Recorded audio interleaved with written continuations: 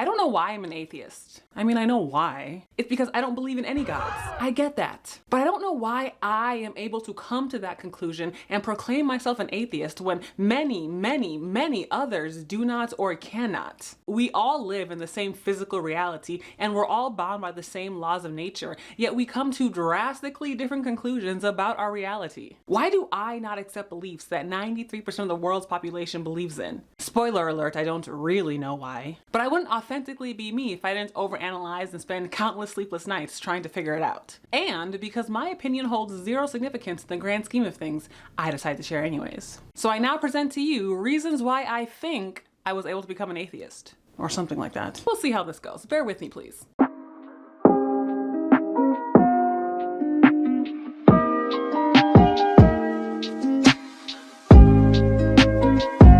Hello and welcome to my channel. I'm Omoibo, humbled to have you watching. If you're new here, I make videos about my experiences being a non-believer, particularly a Black non-believer, and my thoughts on a variety of topics related to non-belief. I will try to get a video up every couple of weeks, but you know, sometimes life happens. But if you like this video and you would like to keep in touch, don't forget to subscribe before you head out. To all my returning subscribers, your continued support means the world to me and I thank you. In the comments below, let me know what you think about the reasons that I came up with for how I ended up an atheist. I'd love to hear from you. Okay, thanks. The question of why I, despite the odds, became an atheist is one that has been pestering me a lot recently. I have 4 siblings. We all grew up in the same house with the same parents and went to the same schools. Yet somehow I ended up diverging from the pack. And only roughly 7 to 9% of the world's population identifies as atheists. Openly, anyways. An even smaller percentage of that are Black, and a tiny fraction are Black women. So what the hell happened to me? What is it about who I am that allows me to remain unconvinced by all the religions of humans? Is it nature or nurture? It's probably both, right? So as I lay staring up at the ceiling,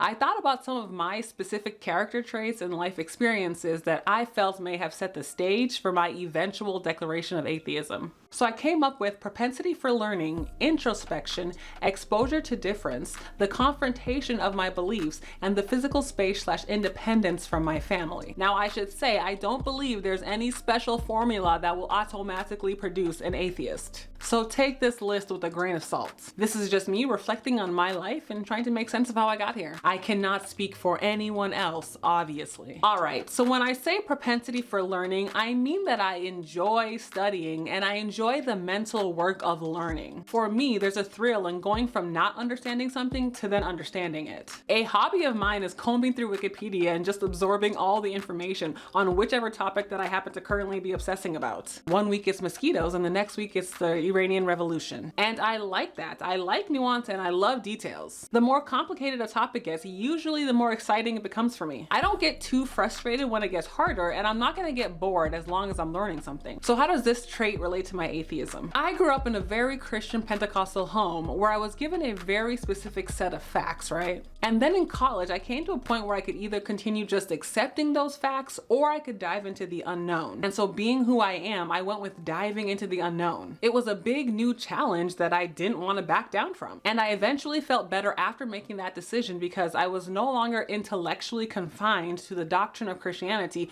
or any other religion. Religion just wasn't a useful tool for me in accessing the level of understanding that I desired about my reality. It just wasn't for me. When I say introspection, I mean that I'm constantly thinking about how I'm thinking and how I'm feeling. I got my first journal when I was in 2nd or 1st grade, and I've been journaling ever since. In those journals, I was talking to myself, capturing all those thoughts and emotions that we all have, and at the same time, translating my stream of consciousness to myself. Making sense of it all. I think because of this, little by little, I developed a very strong inner voice. I can hear me in my head so clearly. I know who the fuck I am. I can recognize my emotions and regulate them on my own. I understand my quirks, my process, my motivation, my fears, my patterns. I feel an immense sense of ownership over me and my life. So how does this relate to my atheism? Well, I think it made me less likely to pursue religion because what do I need it for? So why do I need to partake in any of these religious rituals? There is nothing about what religion provides to people mentally or emotionally that I can't replicate on my own. Inner peace, I got it covered. Direction in life, got my own, thanks. Value and meaning, check and check. And even beyond the rituals, let's say it's just talking and believing in God in my head. Why? Makagini, I talk to myself.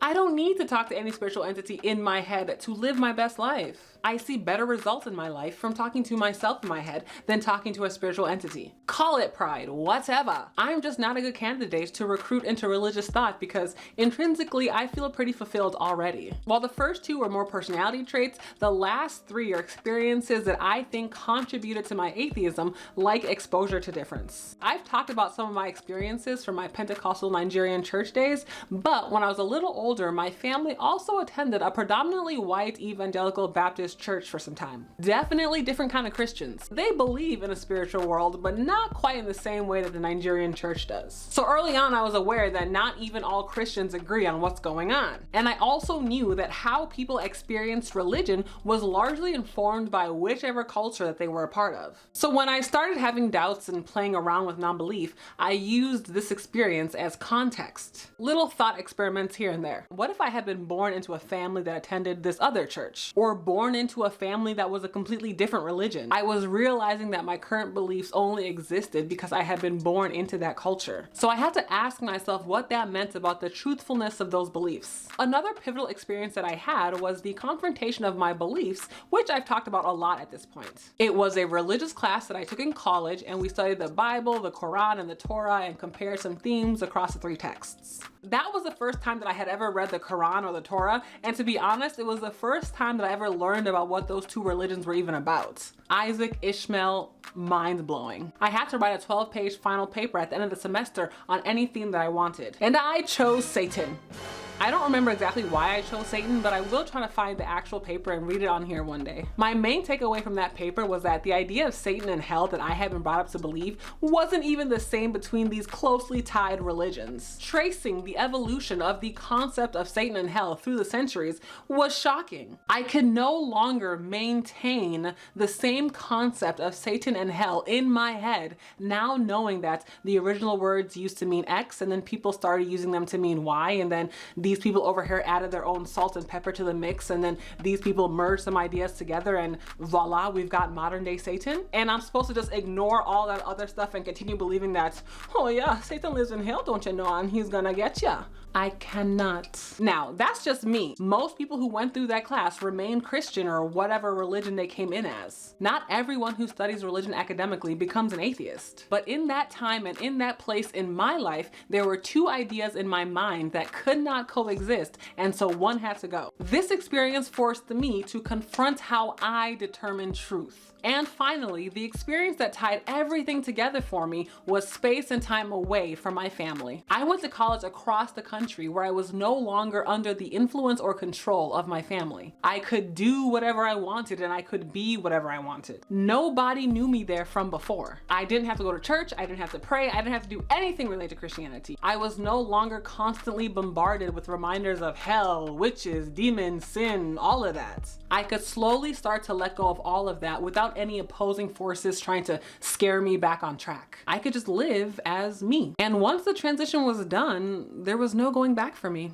Anyways, that's enough babbling about that. Like I said, I don't really know if any of these traits or experiences had any effect on my deconversion. I am sure you can find people with these same traits and experiences who are still staunch believers, so maybe it's something else that made me this way. Either way, I view my deconversion as one of the best things to ever have happened to me, and I am glad to be a part of this community. And I hope you are too. So tell me, what do you think about these traits and experiences of mine? What role, if any, do you think they played in my atheism? What traits or experiences do you think led to your non-belief? Is there a formula to produce an atheist? Let me know what you think in the comments below. Share this video with a college student who is pretending to be Christian. As usual, people, don't forget to like and subscribe and turn on your notifications so you get an alert when I post my next video. Thank you for watching, and I will see you next time. Bye!